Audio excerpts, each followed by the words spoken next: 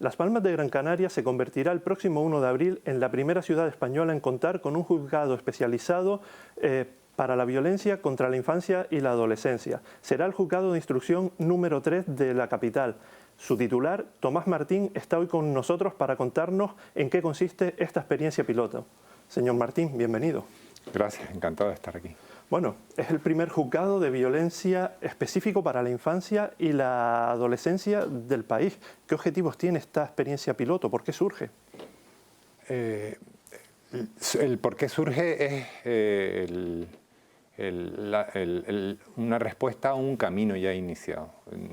No surge de un día para otro, ni ha sido un proyecto piloto que se presentara improvisando. Es el resultado de muchos años de trabajo. Comenzó hace ya mucho más de un lustro desde el decanato y el gobierno de Canarias, inicialmente con pequeños pasos, pequeñas mejoras, luego consolidación de instalaciones físicas y protocolos de actuación concretos, y un paso más dentro de un camino que no está terminado de recorrer y que, por lástima, creo que nunca terminaremos de llegar a una meta concreta. Surge este proyecto piloto.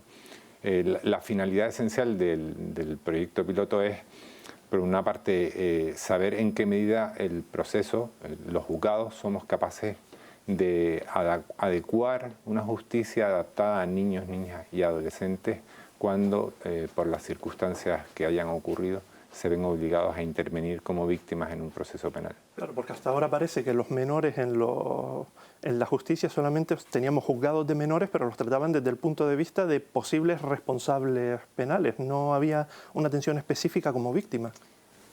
Sí que existen, en el sentido de que todos somos conscientes de que a lo largo de estos años, vamos a hablar de nuestro nivel local, en Las Palmas de Gran Canaria han salido adelante causas muy complejas, muy bien instruidas, en los que niños y niñas han sido víctimas.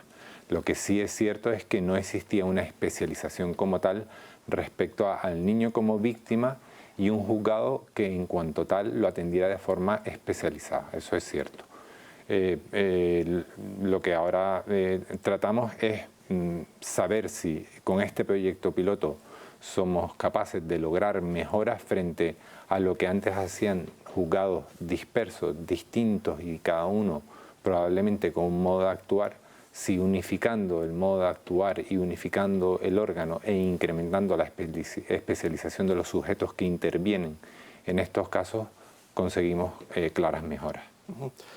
Bueno, ya creo que me ha dado alguna pista, pero con la cantidad de partidos judiciales que hay y de juzgados que hay en España, ¿por qué Las Palmas de Gran Canaria y precisamente su juzgado, el juzgado número 3? ¿Por qué Las Palmas de Gran Canaria? La respuesta también inicial podría ser ¿por qué no? Y le explico. Pues en estos últimos días que hemos pues he tenido tanta repercusión en los medios de comunicación, me ha sorprendido que algunos periodistas fuera del ámbito de las Islas Canarias, la primera pregunta que hicieran es ¿cómo es posible que eso ocurra en Gran Canaria, ¿no?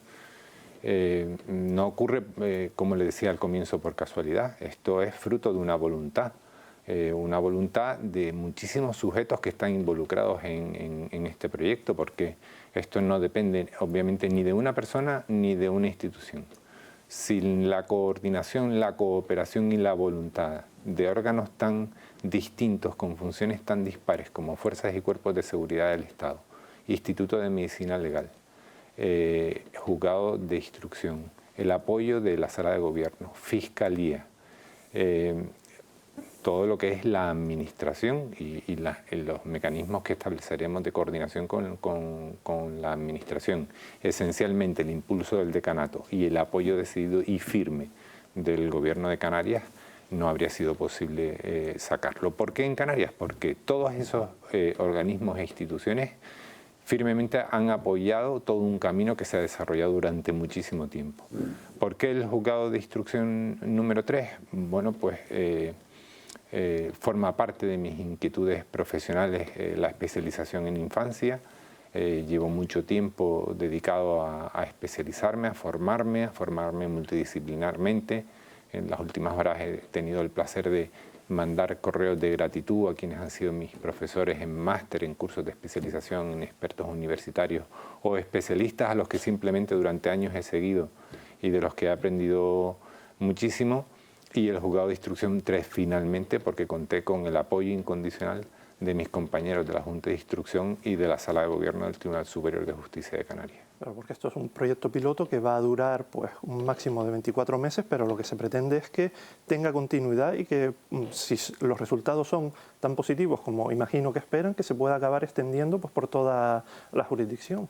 Exacto, realmente no es una cuestión de voluntad, sino es una previsión legal. Cuando nosotros planteamos el proyecto piloto, lo planteamos porque ya llega al Congreso un proyecto de ley que está en trámite de discusión de enmiendas, que prevé que en el plazo de un año, una vez que se apruebe ese proyecto de ley, deberá modificarse la ley orgánica del Poder Judicial para crear estos juzgados, de forma ya como jurisdicción propia, o sea, más que jurisdicción propia, juzgados especializados.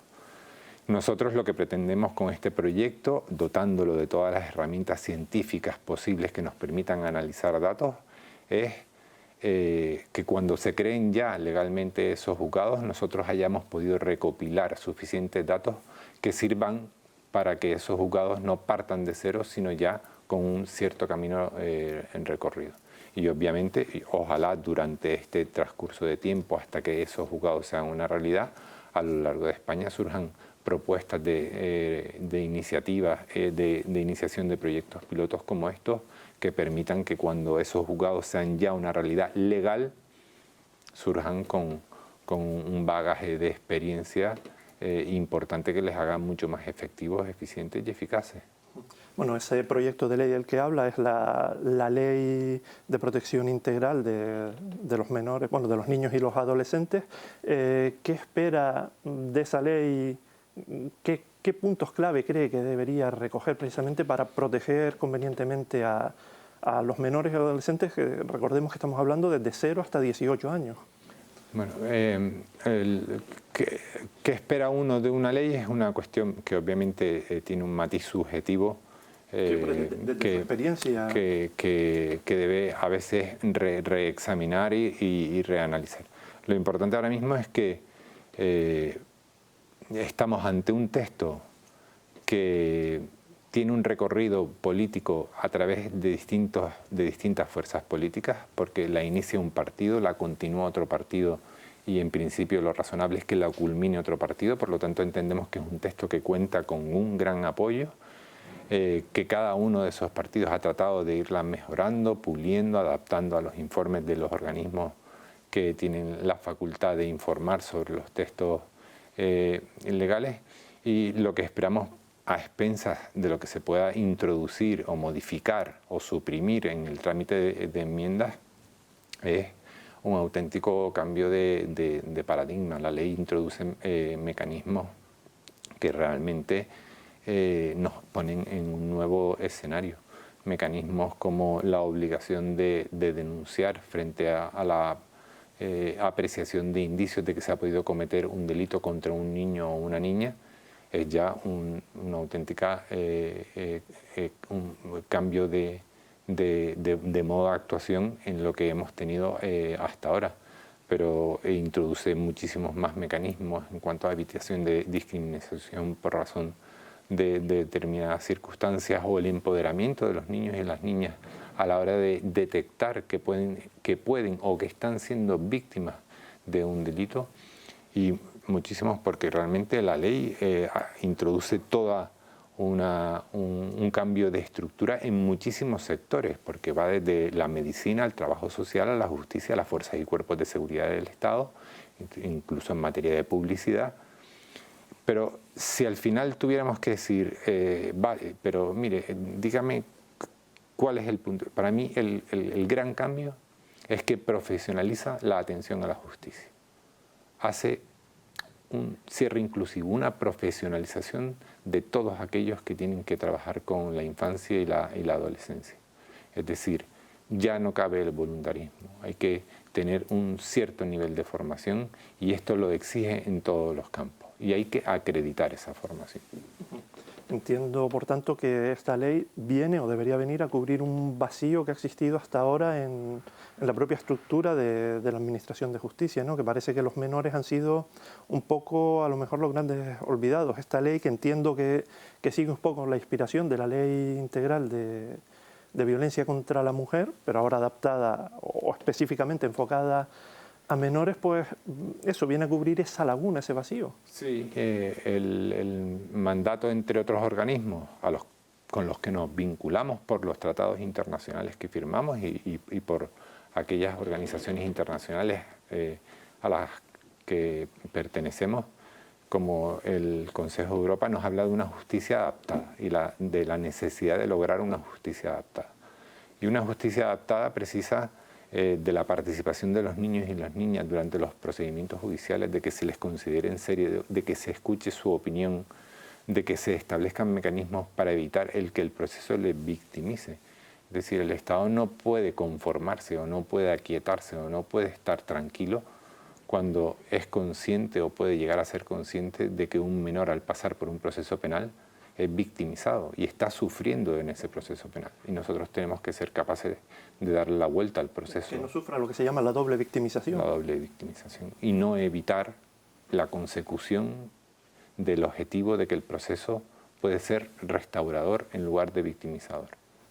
Por eso le decía antes que esto no pertenece a una institución, no pertenece a una persona, no pertenece a alguien que quiera asumir un protagonismo. Esto exige una actuación conjunta de multitud de disciplinas que todas ellas tienen que ir coordinadas a aportar esas finalidades que no son fáciles de conseguir, desde luego. Bueno, con este acuerdo, en principio se supone que todos los delitos que lleguen al juzgado, que sea al Partido Judicial de Las Palmas, que sean denunciados, en los que las víctimas sean menores, pues serán instruidos por su juzgado pues, cuando empiece a funcionar. ¿Son todos los delitos o queda alguna tipología de delitos fuera del ámbito? Sí, nosotros cuando presentamos el proyecto piloto valoramos en qué situación estábamos realmente, o sea, y éramos conscientes de que íbamos a presentarle al Consejo General del Poder Judicial un proyecto piloto que no era a partir de una ley ya aprobada, sino de un proyecto de ley que estaba en trámite de estudio en el Congreso, de debate. En consecuencia, tuvimos que ajustar muy mucho, respetando las competencias que vienen marcadas legalmente y que pueden afectar a determinados derechos, qué clase de delitos íbamos a introducir en el proyecto piloto.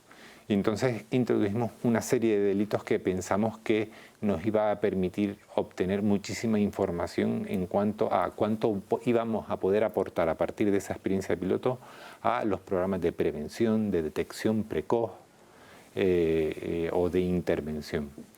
Y el proyecto piloto gira esencialmente sobre una tipología de delitos que va en cuanto a las lesiones en el ámbito familiar, o lo que conocemos como un maltrato familiar, o cometido por personas del entorno familiar, delitos contra la libertad sexual, que es un campo muy amplio y engloba muchas figuras, no solo el ataque a la libertad sexual individual, sino también ahí hablamos pues, del fenómeno de la prostitución o delitos cometidos a través de los medios informativos como bueno, lo que en los anglicismos conocimos como grooming o sexting, y la trata de seres humanos en los que al menos una de las víctimas sea menor de edad.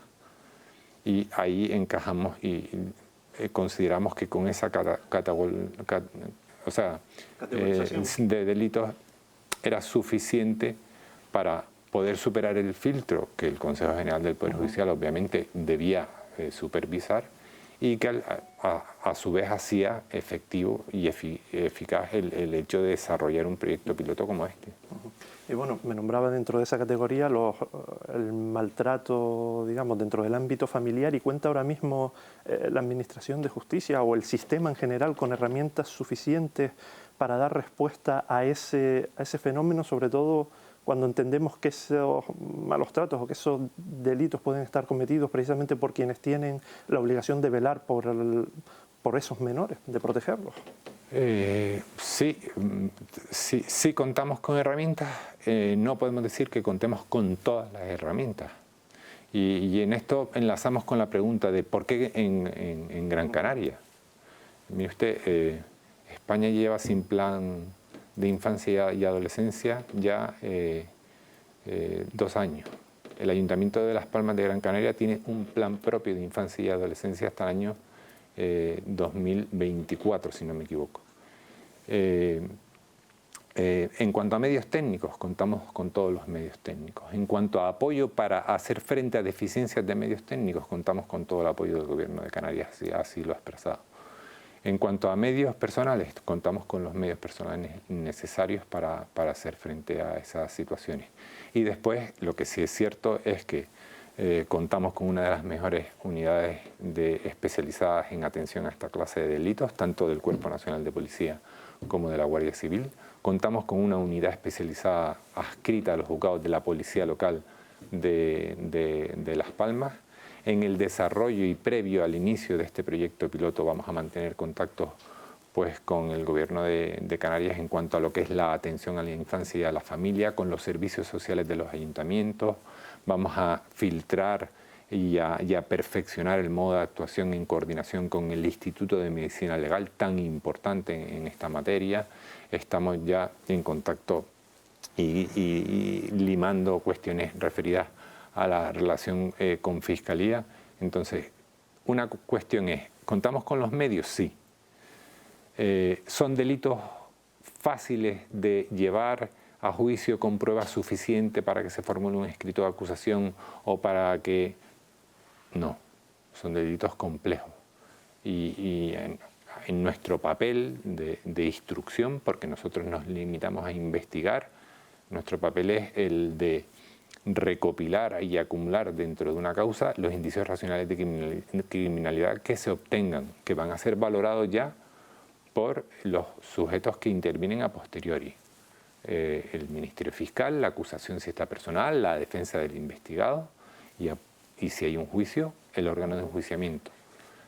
No son tareas fáciles las de realizar en esta clase de delitos por esos profesionales. Yo creo que entonces la clave está precisamente en esa palabra que lleva tanto el juzgado como la ley, integral, ¿no? Es una visión desde todos los ángulos. Integral desde todos los ángulos, sí. Nosotros sí creemos que podemos aportar al incremento de esa consideración integral, por ejemplo, estableciendo a partir de nuestra experiencia qué elementos podemos obtener para incrementar la detección precoz, por ejemplo, que sería tan importante.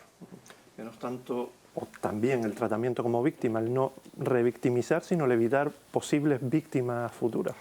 Claro, esa es una cuestión muy importante porque si ve dentro del campo de la psicología moderna y de la psicología que se centra en la víctima, hemos pasado de una consideración de una víctima angustiada, sin posibilidades, que ve lastrada su vida, a una psicología de resiliencia, de restauración, de que ha ocurrido un hecho y que hay un proceso que te permite sanar y que te permite seguir viviendo. Y nosotros queremos formar parte como herramienta de darle a una víctima esa posibilidad, la de sanar, la de lograr recuperar su vida, a pesar de haber sufrido un hecho desagradable, hiriente y que lo ha afectado a lo mejor en lo más profundo de su ser, pero que tiene una opción y que nosotros queremos contribuir a darle esa posibilidad de sanar y no ser un instrumento que a la hora de tratar de resolver su conflicto lo que hacemos es causarle más daño.